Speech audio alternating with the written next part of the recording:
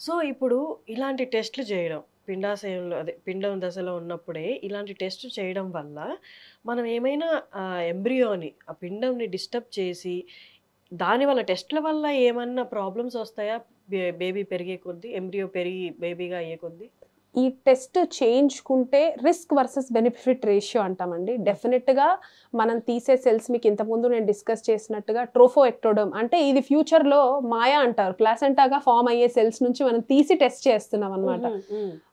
Test చేయించుకుంటే మేలా, చేయించుకోకపోతే ఎనీ ప్రొసీజర్ అండి. ఇప్పుడు మనం అడుగుతా ఉంటారు చాలామంది పేషెంట్స్, హ్మ్. మేడం ఈ టాబ్లెట్ యేసుకుంటే ఏమన్నా హానికరమా అని. హ్మ్.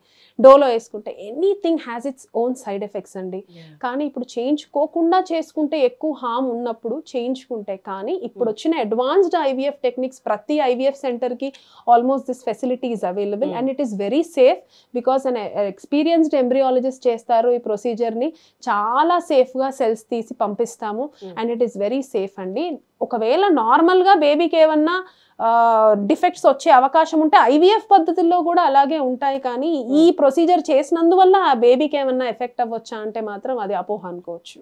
సో, ఈ టెస్ట్ కండక్ట్ చేయడం వల్ల ఎలాంటి జన్యు లోపాలను మీరు కనిపెడతారు? అంటే ఏవి సరిగ్గా లేకపోతే ఇది జన్యు లోపం అని గుర్తిస్తారు? ముఖ్యంగానండి అసలు మనం ఆ సెల్స్‌లో ఏమి చూస్తాము అంటే గనక మెయిన్‌గా క్రోమోజోమ్స్, జీన్స్ హ్మ్. ఇవి స్ట్రక్చరల్ అరేంజ్‌మెంట్స్. అంటే ఈ పీజీటీ టెస్ట్‌లో కూడా మనకు రకాలున్నాయి. హ్మ్. వి హావ్ పీజీటీఏ అంటే ప్రీ జెనెటిక్ టెస్టింగ్ ఫర్ ఎన్యూప్లాయిడీస్ అంటాం. దీంట్లో మనం ముఖ్యంగా క్రోమోజోమ్సే చూస్తాం.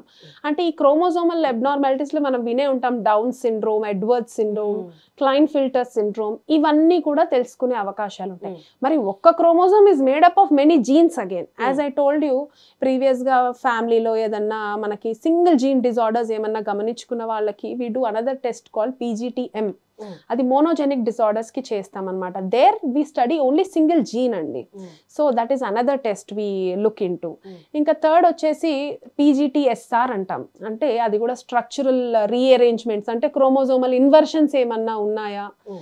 ట్రాన్స్‌లోకేషన్స్ ఏమన్నా ఉన్నాయా అనేది గమనించుకునే టెస్ట్. సో మెయిన్‌గా ఏ టెస్ట్ అన్నా కానీ దీంట్లో మనం స్టడీ చేసేది మాత్రం క్రోమోజోమ్స్, జీన్స్ అనేవి మనం స్టడీ చేసుకుంటూ ఉంటామండి ఈ టెస్ట్‌లలో.